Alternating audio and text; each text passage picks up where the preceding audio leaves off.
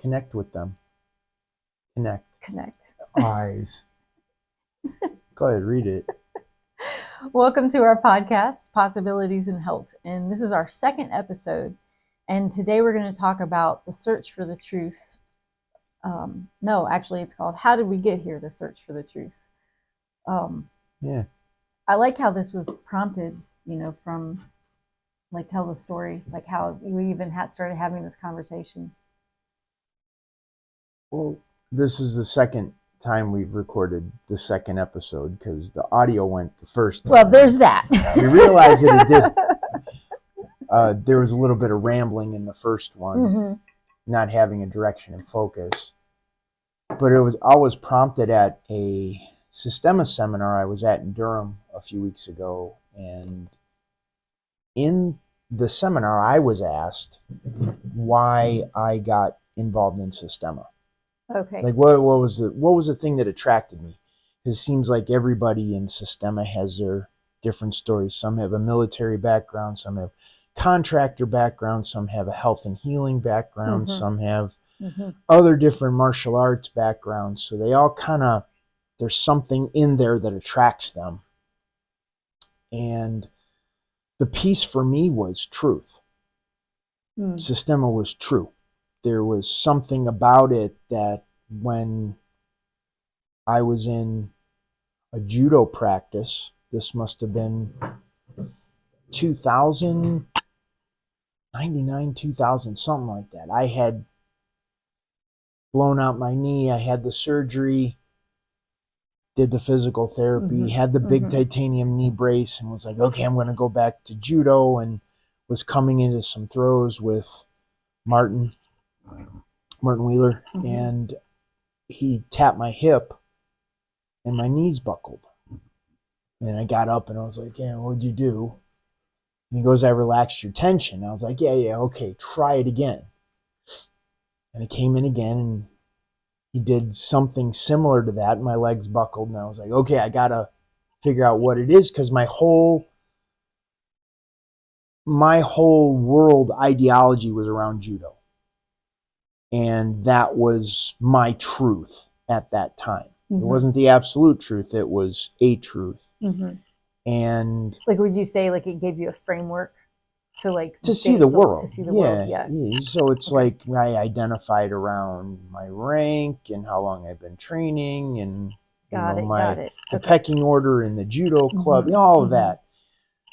And now all of a sudden somebody that brought in something that was outside of that reality, kind of shattered that reality. And so in my mind, that reality was no longer valid. And I needed to figure out what happened. Oh, because this little ping of making a big crack, or making a crack in it, kind of exposed it was an absolute truth. It's like physics works to the point where quantum physics steps in. It's like there's this different understanding of reality as soon as you introduce quantum physics. Sure. The whole concept of the observer changes the observed, that kind of thing. So there was this piece in Systema I didn't even realize that's what it was at the time. Yeah.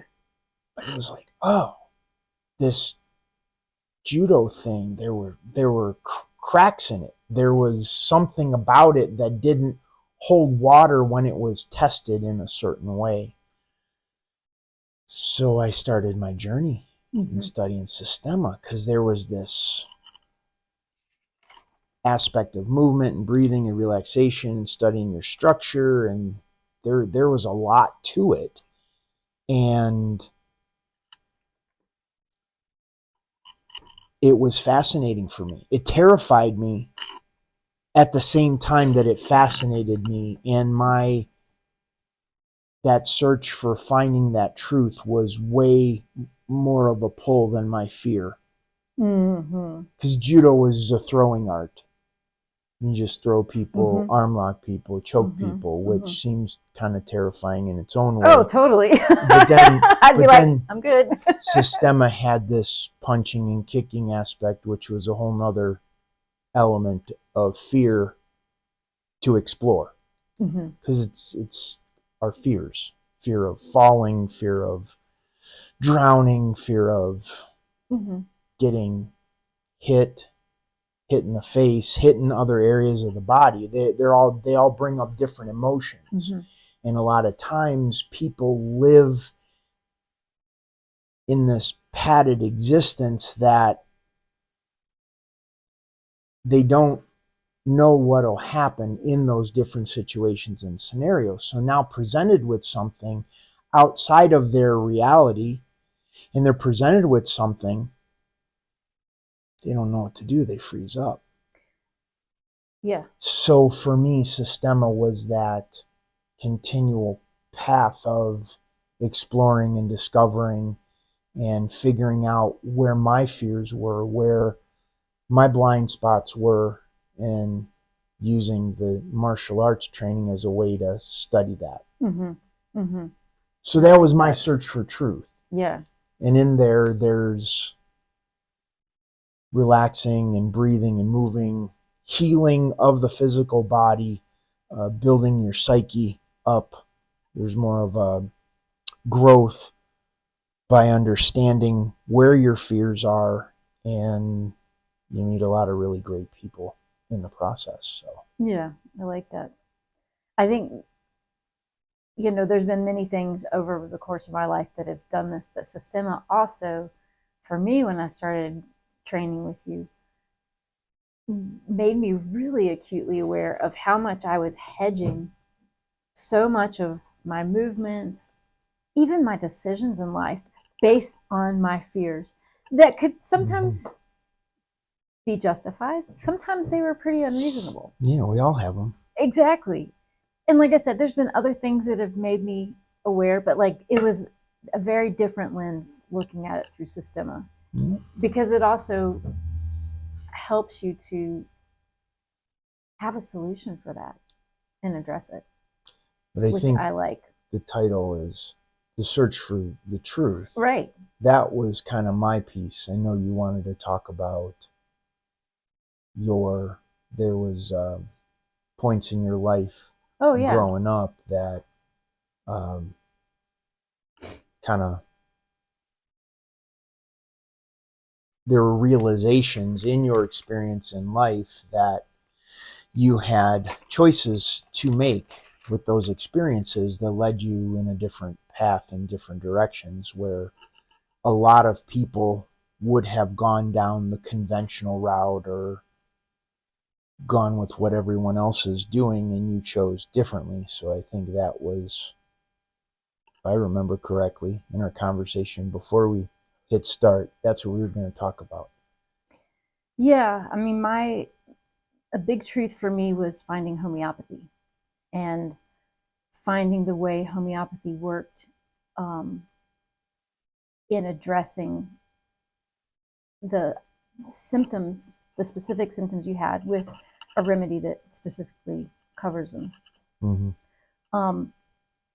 And this made so much sense to me after the path that I had been through. And I kind of timelined it out because it was really important, I think, to go back and explain like how I got to this way of thinking that something was wrong with the medical system, and that there was something that I needed to do to, I don't know if hedge in treating myself, but to be very, very careful, because I had these sensitivities. Like, for example, when I was 8, I started having irritable bowel syndrome, like with cramps and bloating and painful diarrhea and constipation that would last for days, and then like a day of just excruciating diarrhea.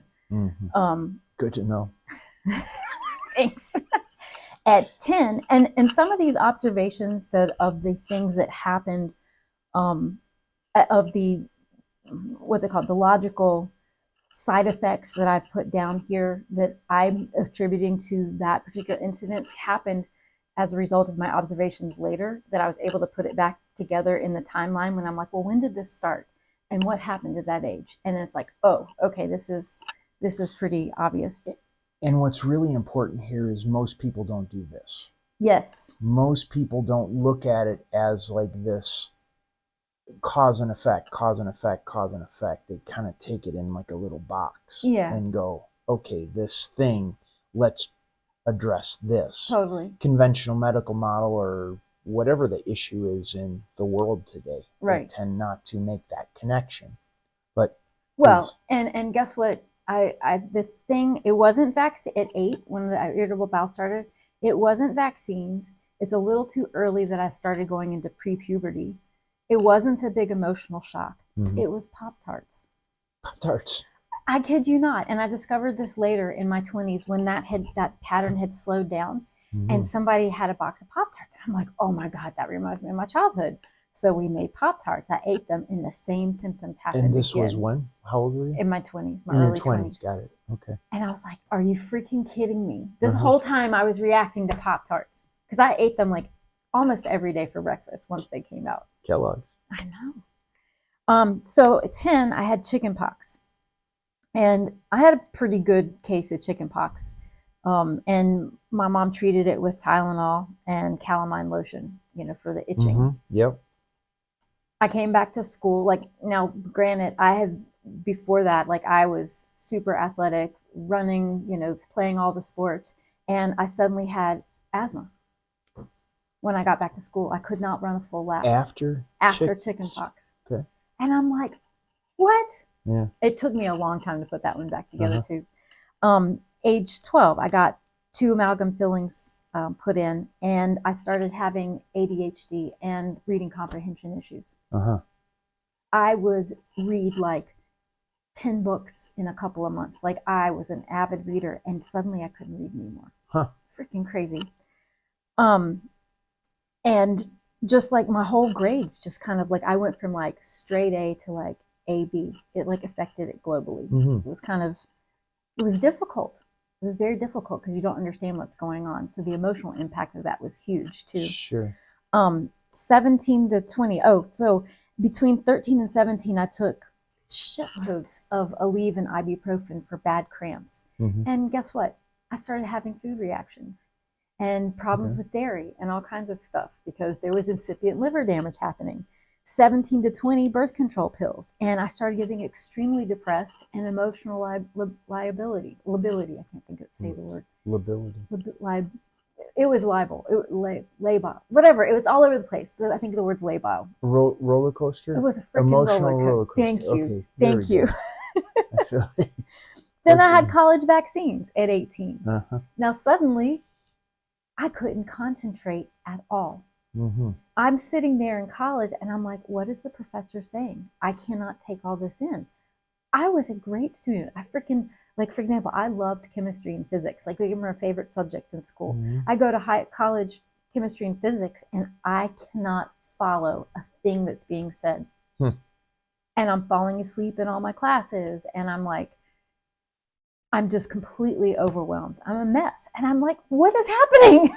They're just like, I cannot understand. Here's the big one. When I was 20, I was given 2 large doses of very strong LSD and smoking kind bud. Okay, like top shelf, like super strong weed. Drugs are bad, kids.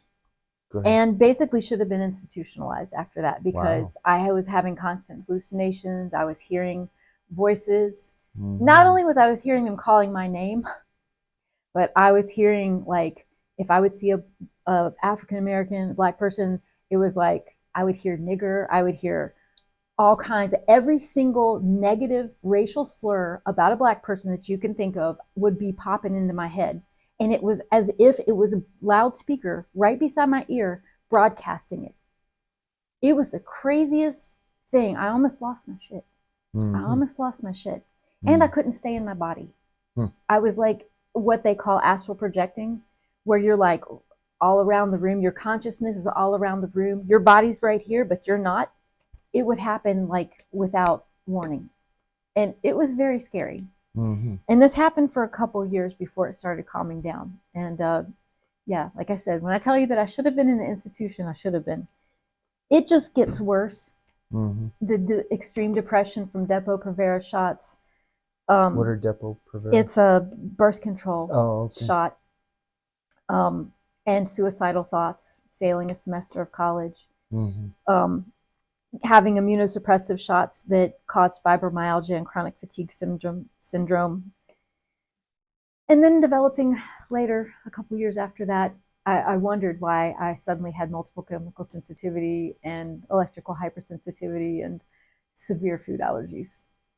So when I go back and look at all these things where I had all these reactions, oh yeah, and I had at some point I condescended to take antidepressants because I couldn't reconcile what was happening in my life. And feeling just horribly depressed. And everyone's like, you need to take antidepressants. I'm like, no, there's another way. You need to take antidepressants. Go talk to somebody. I'm like, they're just going to prescribe me antidepressants.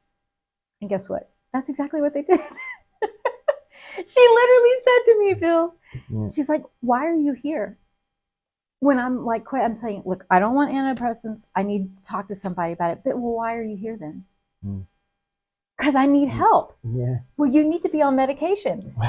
I'm like, you give a kid a hammer. Oh my gosh, looks like a nail. Everything's a nail, yeah. So this kind of side effects and treatment by the medical profession, that was just one example of the many experiences that I had being minimalized, marginalized by the medical system.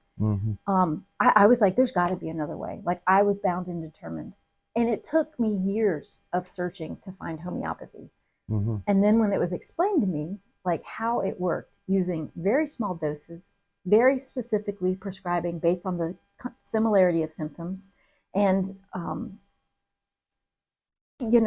just that kind of treatment, I was like, oh, that makes so much sense. I can't take big doses because I get sick, and nothing's specific enough that's actually looking at everything that's going on with me. Most of what I'm telling these doctors, they're ignoring. So yeah, that was an absolute truth for me.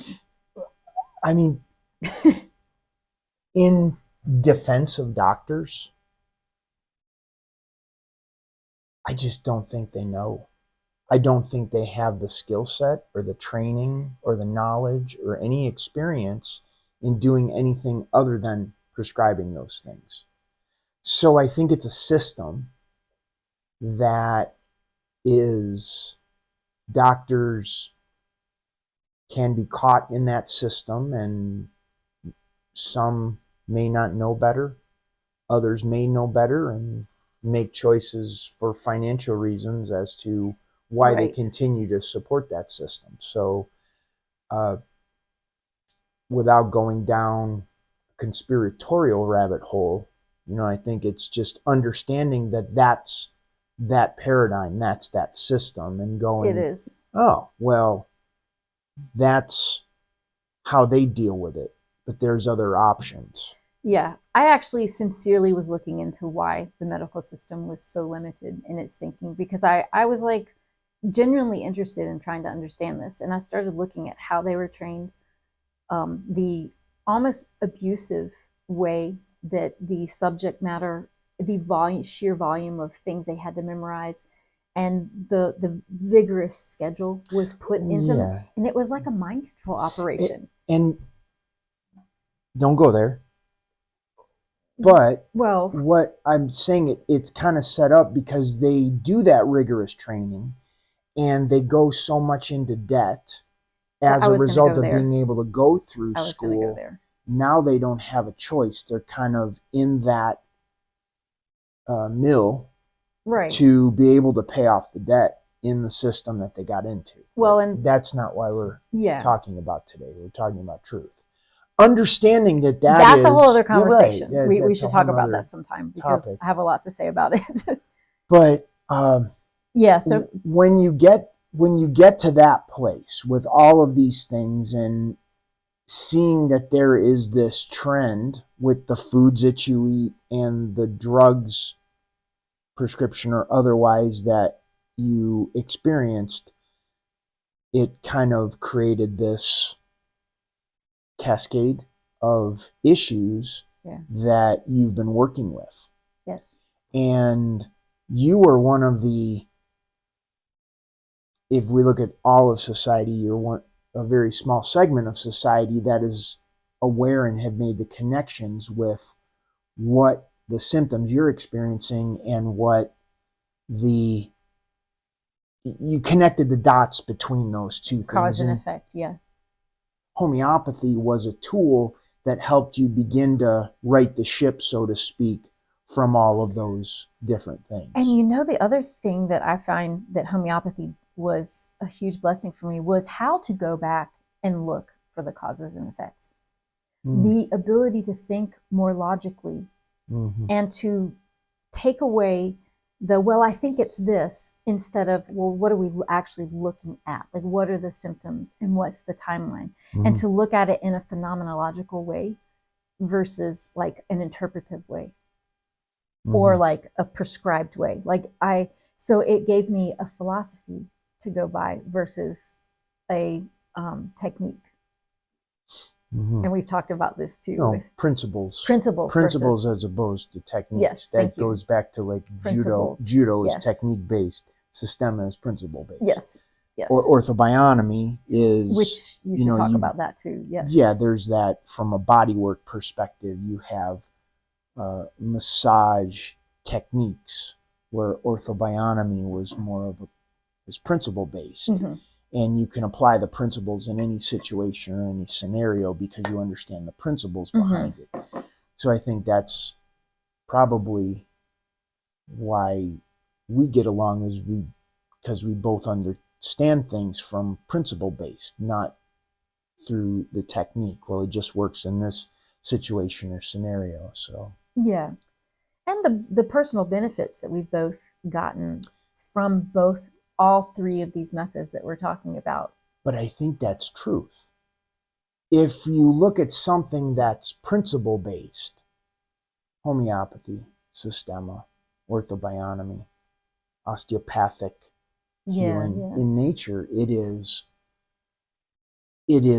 principle. It's all principles. And that to me is truth. What I talk about in martial arts hold up the same principles in body work that holds up the same in gardening or permaculture can hold up in hunting, primitive skills, tracking kind of things. You know, if you see that universal thread that goes through all of it. And this is what I find when I talk to people about their belief systems or what they're doing for their health or whatever that is, they'll base something on a universal truth, but then as you walk that down, there's a skip in the record somewhere where all of a sudden it's like, but, and you hear the but, and then there's, well, I'm going to go do the technique-based thing, whatever that is. Anyhow, I find that interesting that a lot of people right now are struggling with their reality. There's discrepancies in their reality. So when there's a discrepancy in the reality, it creates this internal turmoil until it's resolved. Totally. And that's how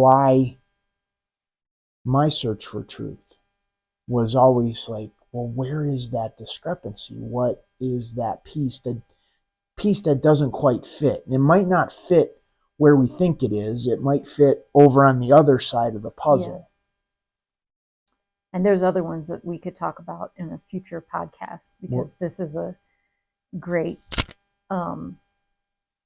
what other things? A great topic to talk about, like discrepancies, like when I used to do psychic readings and channeling, and that's definitely not something we want to go into today. No. But that's fine. Seeing and feeling this subtle skip that just kept getting pulsing louder and louder. And it was, I just want to talk about this little aspect of it. It was such a blow to the ego that was so attached to that identity. But it was so palpable, and it was creating this almost anxiety or uncomfortableness. I'm not grasping the word that I'm trying to. Okay, let me. But it was just like Yeah. Unstable, destabilization Of, that I couldn't. Of an ego that you couldn't identify other than with that thing. Well, there was the two. It was kind of, yeah. I couldn't attach the two, but like there was this deep down in the core of me, this destabilizing feeling that I could not reconcile. And I couldn't, because I couldn't look past this ego identity that was with being a psychic medium and having gifts and you know, you're special. And I was special, and this was the truth for me. This was so true for me. Mm-hmm. So yeah, it can be very difficult for people to look past this stuff. It's not easy. Well, when I blew out my knee, Uh-huh. I owned a computer company. Yes. And I was a black belt in judo. Weren't you a double black belt or second degree? It doesn't matter. You know, it's like the point of it was there was ego in all of those things. And all of a sudden my ego was wrapped up in around physically how I could stand in the world. And all of a sudden that was taken away from me when I blew out my knee. And kind of like a spiritual rug pull. Yeah, you could definitely say that. So my whole identity around in my business and my identity in judo went away. Like, because I couldn't do it like I had done before. And yeah, I could have gone to work, but I didn't have my motivation was more just for financial reasons. There was no deeper reason to help people. It was just financial. That was the reason why I did the computer company. And when that was all taken away, and now I had lots of time lying on the couch with my leg propped up in ice packs and things like that from the injury and then the surgery, lots of soul searching as far as what I wanted to do and what my direction in life. Sure. And I ended up selling the company, and then judo faded away, and then Sistema came forward and the bodywork came forward. Yeah. Because that's what I was putting my energy towards. And that old life or that old person faded off into the background. I forgot why I was going in that direction. Oh, when you were that ego, that fear of going outside of that. And I think when you have people that put in 5 years, 10 years, 20 years or longer in a profession, and they identify with that thing, they're a doctor or a nurse, or identify as a massage therapist, or I'm a healer, or whatever the label that they go into it challenges them, that if the reality that they've chosen to pursue somehow isn't supported anymore by an ultimate reality, ultimate truth. Yeah.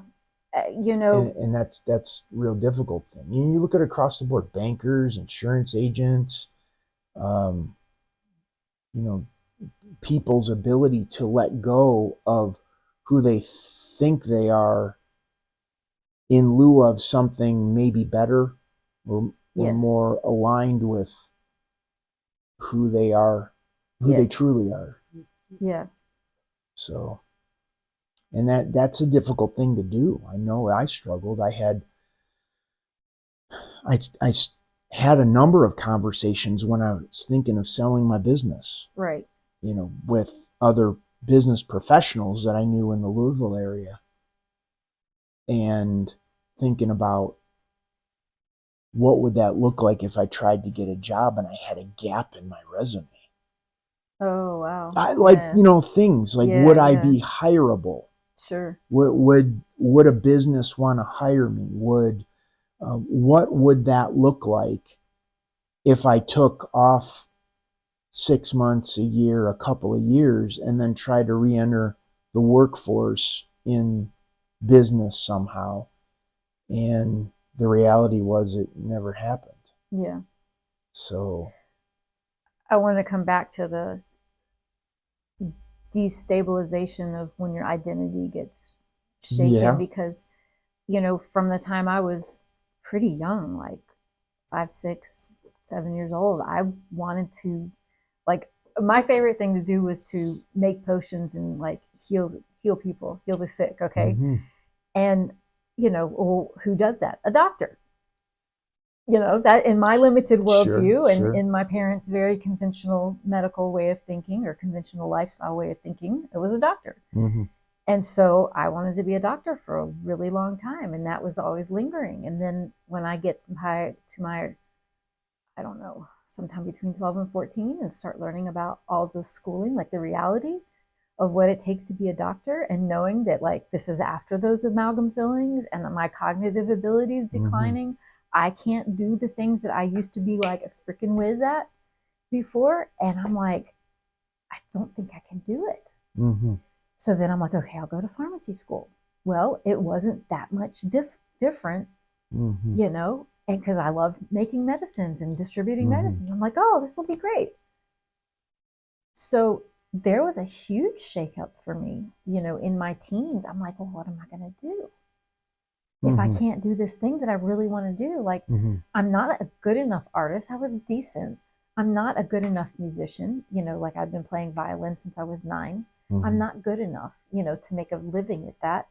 I don't really want to do, like, I don't really want to be a teacher. Like, you know, I went through all of it, and it left me in this place of major self-doubt. And yeah, it was very, very difficult for me. It's interesting you say that.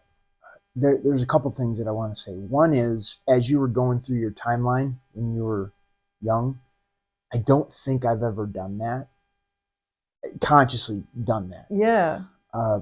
I do remember some highlights though, in terms of like in relationship to my age and vaccines, or I know it was Tylenol when I was growing up. There was a lot of Tylenol.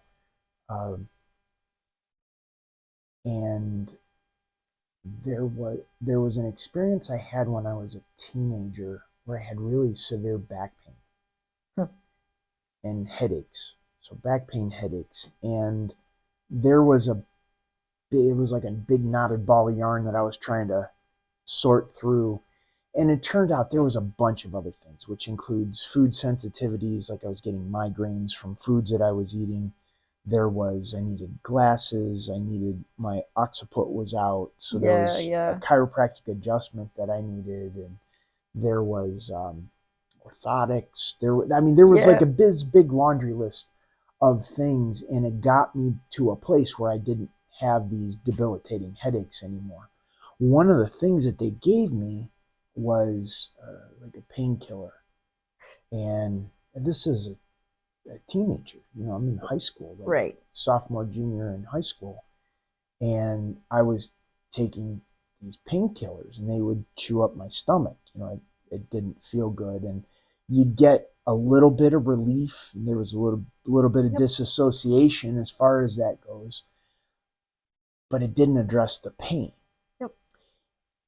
And the other highlight was after my knee surgery and the anesthesiologist. What were the drugs that they used? Anesthesia. Okay. Anesthesia was wearing off, and I started feeling they had drilled a hole in the bone to reattach this tendon that they had sliced out of my kneecap tendon to reattach to create the ligament in my knee. And oh wow, you know, so there was a lot of pain. Reconstruction. Yeah, they had to reconstruct the ligament. And as the medication was wearing off, there was this pain like I had never felt before. And the doctor gave me Percocet, I remember. And I took the Percocet, but what the Percocet did was make me vomit. So I had this choice between this excruciating pain that I'd never felt before in my life, and vomiting. Yes. I chose The pain. the pain. Yeah. And started doing other things to mitigate. Arnica was one of them, actually. That was Nice. something that I was using at that time. But it was, the older I got, the more acutely aware I got of how those prescription drugs would affect my system. And it felt horrible. Yeah. And I just couldn't do it. It just wasn't an option for me. And the other one was when I was in my 30s, and I generally didn't go to the doctor for much. And I remember I had a sinus infection, and the doctor prescribed antibiotics or whatever it was. And it addressed what I had going on, but I felt wrecked. And I was able, at least when I felt the experience of whatever it was, I had a sense of what was going on.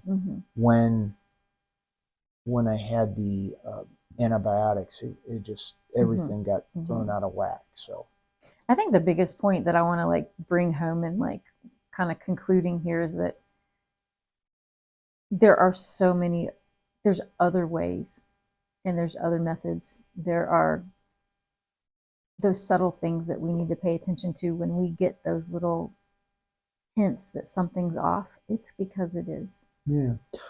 And to really lean into that genuine and honest search for the truth, and to let go, like to really work to let go of the panic that there's no solutions and other ways out there. Because it can be difficult to find, but I know that sincere pursuit of that, you find it. Got it. And I'm asking this question, I'm thinking of a person watching this, and they're like, they live in somewhere. Not in here. The world. Well, not here, if they could reach out to us if they want. But they're somewhere and they find themselves in a situation. How do they determine if the person that they're getting support from is really helping? Do you know what I'm saying? Like you can go, I go to a acupuncturist, or I go to an herbalist, or I go to a homeopath, or I go get a massage, or I go, and there's a lot of things out there. And everything you're saying is true for you. And what I'm saying is true for me. But how does a person watching this understand if they aren't connected with themselves in a way where they would know what's right or what's wrong? It's just a bunch of fear, and they don't default to going to getting the prescription or going that way. I think that is an important thing to address. Yes. I think that, let me think of how to start this. When we are looking at the cost benefit thing, there's always a cost benefit of the things we do. For me, it was very obvious that whenever I got the cost or the benefit of a conventional treatment, the cost of it to my physical health was very loud and clear. That the side effects or the unwanted effects were so much more uncomfortable than the benefit that I was getting from the drug or the treatment itself. And sometimes that can be really hard to see. Like I know this man, he's actually an anesthesiologist, and he was on a drug for his cholesterol. It lowered his cholesterol successfully, but gave him the most horrible leg cramps every single night. And yes, he got the thing he wanted, which was the low cholesterol, but the cost of that was this other thing. So even with chiropractic, we can have like a lot of pain when we have the adjustments. We can have, these other things that may not seem like they're that much of a unwanted burden or cost with the treatments. But the thing that was so true for me with homeopathy was I never had ill side effects from it. It only made me better. Yeah, I don't think you're. And so that, for me, that's how I would tell people to approach it. It's like, if you've got these things that are negatives, like aside from like the physical price of it, because everybody has issues with money these days. Yeah. You know, like, I don't see having side effects as being a benefit that outweighs when there's other methods. I don't think that is truly getting to the person watching this asking that question. Because yes, there's cost benefits, no doubt. But I'm talking about, how does a person know if they're going to an acupuncturist, a massage therapist, a homeopath, a chiropractor, a naturopath, whoever that is, how do they know that person that is working with them is really helping them? I think that's the question out there. That's why so many people don't want to go outside of the conventional medical, because it's kind of like the Wild West right now. They don't know who they're going to or how that person can help them. That's why they lump you in with an herbalist. They don't know the difference. They don't know what to expect. So I think that is, I don't know if we'll get to it on this one, because that's a whole nother podcast. But I think what people can begin doing is cultivating relationships with practitioners and building a team of people that, when things start going south, they get a sinus infection, they get headaches, or they get back pain, whatever it is, that now they have people that they can bounce things off of to go, hey, who do you think would be the best thing? Would homeopathy really help my sciatica, or do I need to see a massage therapist?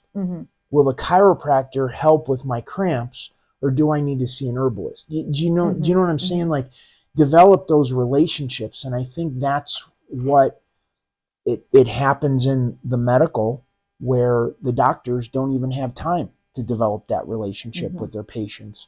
And I think that's a great direction for people to find their truth. Because not every homeopath or homeopathy isn't for everybody. You as a homeopath aren't for every person. Me as a body worker isn't for everybody. Right. So I think building that team of people that you have in your short list, if something happens, that you could bounce things off. Super valuable. I mean, think about us. Like, when things go wrong, we call Charlie. Right. Or we have a couple other people on our short list. Yeah. We have other people that, when we can't see the forest from the trees, what we're dealing with, and we have I think a decent grasp of what's going on many times, but there's still blind spots that we pull people in to be able to help. Definitely. With that. Definitely takes a team, a village. Yeah. It takes a village. Okay. We're good? I think we're good. You feel good about talking with good. We're not shaking hands yet. Why not? Because he's denying me. Well, you'll survive. Gosh. Okay. Well, we're going to wrap it up. Thank you, Christina. Thanks, everybody, for watching. If you have questions, type those in below. Wherever this is, we're posting it on YouTube and Patreon.